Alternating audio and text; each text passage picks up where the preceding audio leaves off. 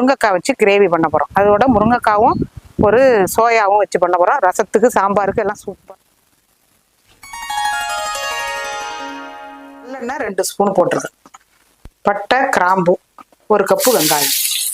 சோயாவை வெந்நீரில் போட்டு புழிஞ்சி எடுத்தாந்து வச்சுருக்கேன். உருளைக்கிழங்கு முருங்கைக்காய் தக்காளி முருங்கைக்காய் உருளைக்கிழங்கு. நான் கொஞ்சம் வரமல்லி 2 ஸ்பூனு சோம்பு 1 கொத்து கருவேப்பிலை கூடவே கொஞ்சமாக தேங்காய் 2 ஸ்பூனு தேங்காய் 1 ஸ்பூனு சின்ன ஸ்பூனால உப்பு போட்டு வேகிறதுக்கு கொஞ்சம் போல தண்ணி அப்படியே மூடி சிம்மில் போட்டுருவோம் வேகட்டும். மஞ்சள் பொடி ஒரு 1/2 ஸ்பூனு, அது கூடவே ஒரு 5 பட்டை மிளகாய்.